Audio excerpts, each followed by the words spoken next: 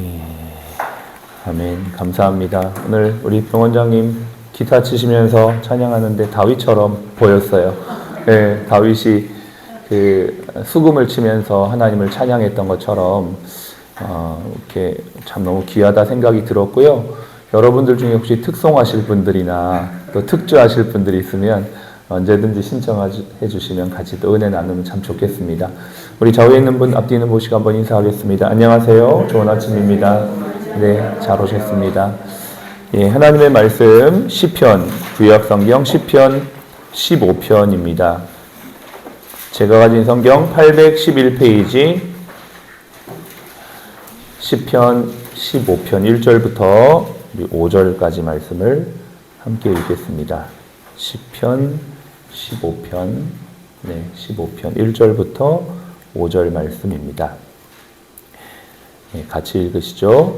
여호와여, 주의 장막에 머무를 자 누구오며 주의 성산에 사는 자 누구오니이까. 정직하게 행하며 공의를 실천하며 그의 마음에 진실을 말하며 그의 혀로 나쁨을 허물하지 아니하고 그의 이웃에게 악을 행하지 아니하며 그의 이웃을 비방하지 아니하며 그의 눈은 망령된 자를 멸시하며 여호와를 두려워하는 자들을 존대하며 그의 마음에 서운한 것은 해로울지라도 변하지 아니하며 이자를 받으려고 돈을 구워주지 아니하며 뇌물을 받고 무죄한 자를 해하지 아니하는 자니니 이런 일을 행하는 자는 영원히 흔들리지 아니하리이다.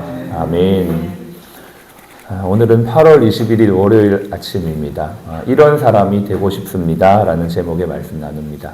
시편은 말 그대로 시의 모음집이죠. 그러나 단순한 시가 아닙니다. 시편은 사실 구약의 모든 신학이 집결되어 있다라고 해도 과언이 아니에요.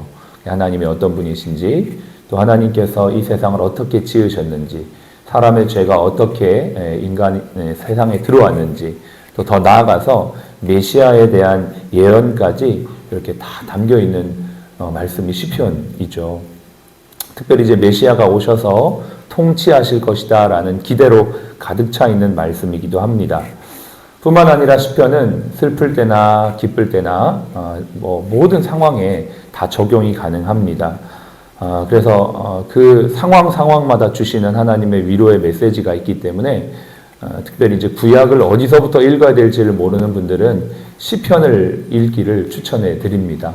시편은 어디를 봐도 나에게 그 상황이 잘 적용될 수 있는 말씀입니다. 뿐만 아니라 시편은 믿음의 사람들의 그 신앙을 자연스럽게 내 삶과 이렇게 견주어서 보게 합니다.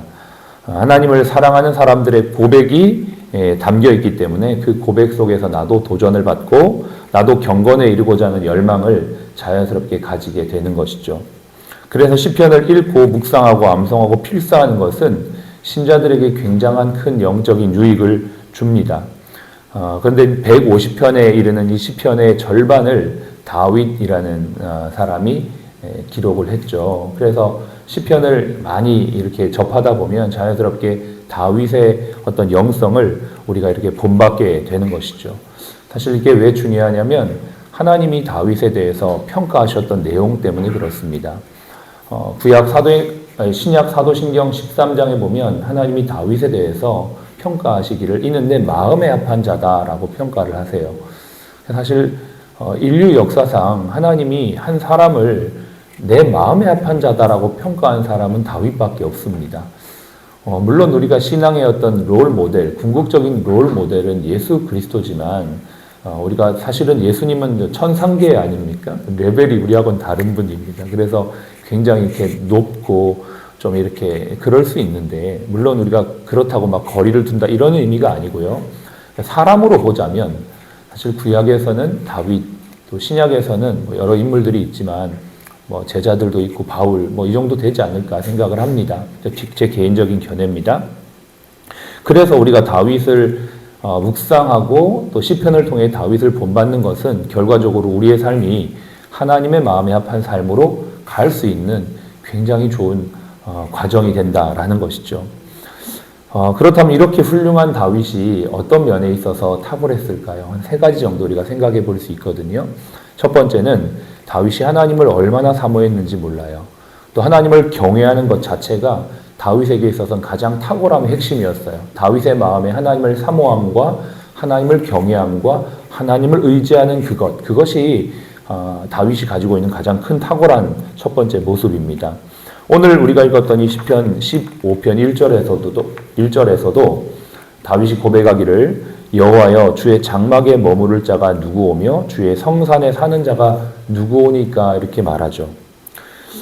다윗이 무엇을 지금 관심 가지고 있는지를 알 수가 있습니다. 다윗의 첫 번째 고백은 하나님, 주님의 성산, 주님의 성막, 주님이 계시는 그 임재의 자리에 있고 싶습니다. 이 얘기를 지금 이렇게 물음으로 하는 거죠. 하나님, 누가 하나님의 집에 있을 수 있습니까? 하나님, 제가 그 사람이 되고 싶어요. 라고 하는 그 내용을 지금 1절에 고백을 하고 있는 것이죠.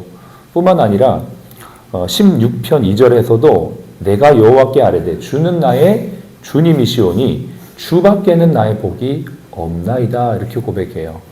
그러니까 주님 그분이 나의 복이라고 고백하는 것이죠. 세상의 부귀, 명예, 사실 다윗은 다 가진 사람이었습니다. 그럼에도 불구하고 그의 중심의 고백에는 하나님 당신이 나의 복입니다. 이렇게 고백하는 참 복의 근원을 알아보았던 그 다윗의 모습을 볼 수가 있는 것이죠. 뿐만 아니라 시편 20편 7절에서도 어떤 사람은 병거를, 어떤 사람은 말을 의지하나 우리는 우리 여호와 하나님의 이름을 자랑하리로다 이렇게 했어요. 그는 왕이죠. 모든 권력과 힘을 다 가진 자입니다. 자신의 군대와 자신의 어떤 권력을 자랑할 수 있었음에도 불구하고 그걸 자랑하지 않고 우리는 우리 하나님의 이름을 자랑하겠다 이렇게 고백을 하는 이 다윗의 모습을 하나님이 참 귀하게 여기신 줄로 믿습니다. 여러분, 저와 여러분들이 어떤 위치에 있든지 간에 정말 소위 세상에서 잘 나가고 또 부를 가지고 또 우리의 자녀들이 정말 좋은 어떤 인류 대학을 간다고 해도 그것이 우리의 어떤 자랑이나 능력의 근원이 되는 게 아니고요. 하나님 그분이 변함없이 나의 힘과 능력이다라고 고백할 수 있는 저와 여러분들이 되었으면 좋겠습니다. 여러분, 이 아침에 예배 자리에 나오셨습니다. 여러분들은 무엇을 기대하고 누구를 사모하며 이 자리에 나오셨습니까? 우리는 매일 똑같은 루틴을 반복하고 있습니다. 똑같은 월요일부터 토요일까지 일을 반복하지만 여러분, 저와 여러분의 마음을 새롭게 하는 유일한 근원은 하나님 앞에 내가 있다는 것입니다. 아마 우리 환자분들도 마찬가지라고 생각해요. 똑같은 매일의 치료를 받으면서도 이 하루가 똑같지 않을 수 있는 것은 내가 하나님 앞에서 오늘도 주님 안에서 주님으로 인하여 살아가고 있다는 그것 때문에 우리의 삶이 날마다 새로운 삶이 될 줄로 믿습니다. 다윗은 실제로 골리앗 앞에서도 그렇게 고백을 했죠. 나는 세상 사람들은 병거나 칼과 창을 의지하지만 나는 만군의 여호와 하나님의 이름으로 나아간다 그러면서 물맷돌과 조약돌 몇 개 들고 나갑니다. 그리고 그 큰 골리앗을 무너뜨리죠. 그는 고백과 함께 삶이 따라갔었습니다. 실제로 그렇게 고백한 대로 살았던 것이죠. 이게 아마 다윗의 영성의 핵심이 아닐까 생각합니다. 저와 여러분들이 이 아침에도 하나님을 찬양했습니다. 그죠? 오늘 너무나 좋은 찬양 감사하게도 했는데요. 한평생 주만 모시고 찬송하며 살아가리라. 얼마나 귀한 감사하는 고백입니까? 저와 여러분들이 정말 이 고백대로 한평생 주님만을 찬양하며 섬기며 살아가는 다윗 같은 인생이 되시길 축복합니다. 두 번째, 그가 하나님의 마음에 합한 이유는요. 하나님께서 기름 부으신 사울을 자신의 손으로 보복하지 않았다는 점입니다. 이것은 정말 어려운 일입니다. 다윗에게 사울은 가장 큰 원수였습니다. 다윗은 아무런 잘못이 없어요. 사울은 그냥 시기와 질투로 다윗을 일평생 죽이려고 했습니다. 자신의 모든 권력과 군대를 동원해서 다윗 쫓아다니기를 자신의 삶의 가장 중요한 업적으로 삼았던 사람이 사울이었습니다. 그럼에도 불구하고 하나님은 다윗을 사울의 손으로부터 자유하게 하시고 오히려 다윗이 사울을 죽일 수 있는 기회를 2번이나 주시죠. 그럼에도 불구하고 하나님이 기름 부어 세운 내 주를 치는 것은 여호와께서 금하시는 바다라고 하면서 절대 하나님이 세우신 그를 손대지 않습니다. 심지어 자신들의 부하들에게 그러한 기회가 왔을 때에도 그들을 말리면서 그렇게 하면 안 된다라고 막아섰던 사람이 다윗입니다. 이러한 다윗의 모습 속에서 하나님의 주권을 인정하는 다윗의 모습을 볼 수가 있습니다. 여러분, 이것이 얼마나 중요한 사실인지 모릅니다. 예. 성경은요, 분명히 말합니다. 모든 주권은 하나님으로부터 왔고 하나님이 세우지 않음이 없다 했습니다. 우리 그리스도인들은 하나님의 주권 안에 있는 자들인 것을 고백하면서 그분이 세우신 그 주권 안에 있는 세우신 자들을 하나님의 은혜 안에서 또 약속 안에서 인정하는 모습을 가져야 될 줄로 믿습니다. 마지막으로 그가 하나님의 마음에 합한 자라고 평가받았던 이유는 정직함입니다. 성경에 보면요, 다윗에 대해서 평가하기를 그는 여호와 앞에 정직한 삶을 살았다 이렇게 평가하면서 나중에 구약에 보면 왕들의 평가가 쫙 나오는데 거의 대부분이 악한 왕들입니다. 그러나 남유다에 한 3명 정도, 아사, 여호사밧, 히스기야, 요시야 한 이 정도만 하나님 앞에 선한 왕으로 평가를 받는데 그 평가의 기준이 뭐냐면 다윗과 같이 여호와 보시기에 정직하게 행하여 이렇게 돼 있어요. 그러니까 기준이 다윗이라는 겁니다. 왕을 평가하는 기준이 다윗이라는 거예요. 이거는 엄청난 놀라운 말씀이죠. 근데 다윗의 어떠함이냐면 정직함이라고 돼 있어요. 다윗의 정직함. 그리고 반대로 악한 왕들은 어떻게 평가를 하냐면 솔로몬 같은 경우는 나이가 많았을 때 그의 여인들이 그의 마음을 돌려 다른 신들을 따르게 하였으므로 왕의 마음이 그의 아버지 다윗의 마음과 같지 아니하여 이렇게 돼 있어요.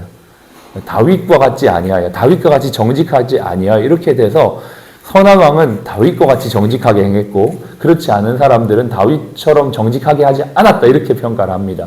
그래서 마지막으로 하나님이 그에게 평가했던 세 번째 마음에 합했던 기준은 정직함인데요. 여러분 생각해보면 사실 다윗이 정직한 사람인가 라고 할 때 우리가 퀘스천이 드는 사건이 하나가 있습니다.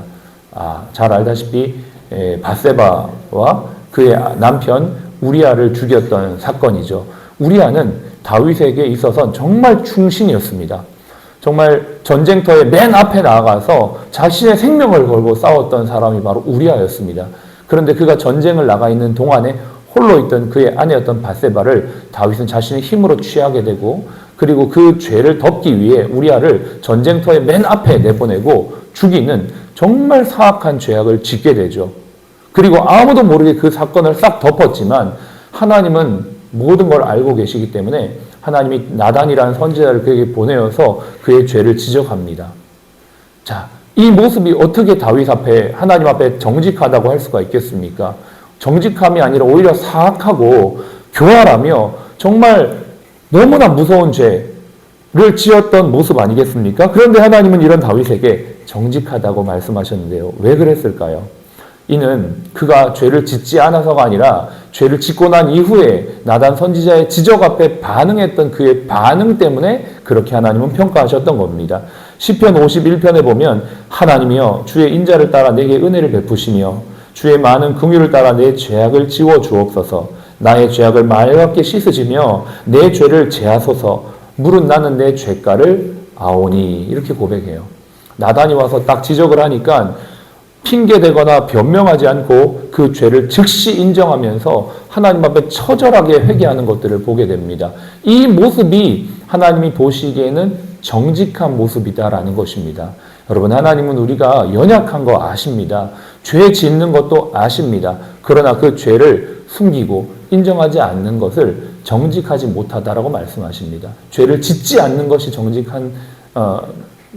정직하지 않는 게 아니고 죄를 지음에도 불구하고 인정하지 않는 그 모습이 정직하지 않다라고 평가하시지만 다윗은 자신의 죄를 인정하면서 하나님 앞에 통회하고 자복했던 그 모습을 하나님은 정직하다라고 말씀하셨던 것이죠.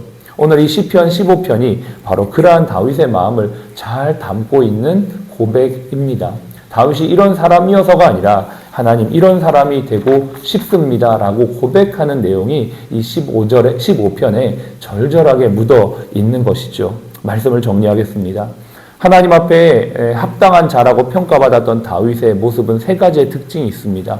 그는 누구보다도 하나님을 사모했습니다. 하나님을 경외했습니다. 하나님이 나의 힘이라고 고백했습니다. 저와 여러분의 삶도 그렇게 되시기를 축복합니다. 두 번째는 하나님이 세우신 그 권위를 인정하며 주님의 때를 기다렸습니다. 저와 여러분도 하나님의 권위 안에서 주님의 때를 인정하며 나아가는 자들이 되기를 바랍니다. 마지막으로 우리가 죄가 나타나고 깨달아질 때에 하나님 앞에 정직하게 회개하는 저와 여러분들이 되었으면 좋겠습니다. 그렇게 할 때 하나님의 은혜는 결코 떠나지 아니하고 다윗에게 하나님께서 그렇게 약속하셨던 은혜가 저와 여러분들에게도 있게 될 줄로 믿습니다. 우리 병원 위에도 이러한 은혜가 있기를 간절히 소원합니다. 같이 한번 기도하겠습니다. 하나님, 우리가 이런 사람이 되고 싶습니다. 또 우리가 이런 병원이 되고 싶습니다. 하나님, 이런 교회가 되고 싶습니다. 주님을 사모하는 교회가 되게 하시고 병원이 되게 하시고 하나님 모든 권위가 하나님께 있다는 것을 인정하게 하시며 하나님 정직하게 주님을 찾고 구하고 연약함을 인정하며 부족함을 구하는 저희들이 될 수 있도록 도와주시옵소서. 우리 한 1분 정도만 기도하겠습니다. 할렐루야. 살아계신 아버지 하나님, 다윗의 이 시편의 고백은 바로 우리의 고백과도 같습니다. 다윗이 주님을 사랑하며 의지했던 것처럼 저희의 삶이 오늘 이 하루도 하나님 한 분만을 의지하며 나아가기를 원합니다. 하나님, 우리의 마음속에 있는 여러 가지 아버지 높아진 마음들 주님 아시오니 겸손하게 하시고 주님 우리의 죄악들을 고백하며 주님 안에서 겸손히 오늘도 살아가는 저희 모두가 될 수 있도록 주여 도와 주시옵소서. 하나님 아버지, 우리의 모든 죄가를 하시는 주님 앞에 우리의 죄를 인정하며 고백하며 회개하며 주님 오늘도 주님이 주시는 거룩한 능력으로 하나님 마음에 합한 사람들이 다 되어지는 저희와 저희 병원 또 하나님 모든 환우분들이 될 수 있도록 하나님 한국교회가 될 수 있도록 주여 도와 주시옵소서. 감사합니다. 지금은 우리의 생명이요 부활이신 예수 그리스도의 은혜와 아버지 하나님의 극진하신 사랑하심과 성령님의 내주교통 충만 인도하심이 오늘 이런 사람 되고 싶다라고 고백했던 다윗처럼 우리 모두도 하나님 마음에 합한 사람이 되기를 간절히 원하는 우리 사랑 플러스 가족 머리 위에 또 모든 환우분들 머리 위에 또 이 병원 위에 지금부터 영원까지 함께 하시기를 예수님의 이름으로 축복하며 기도합니다. 아멘.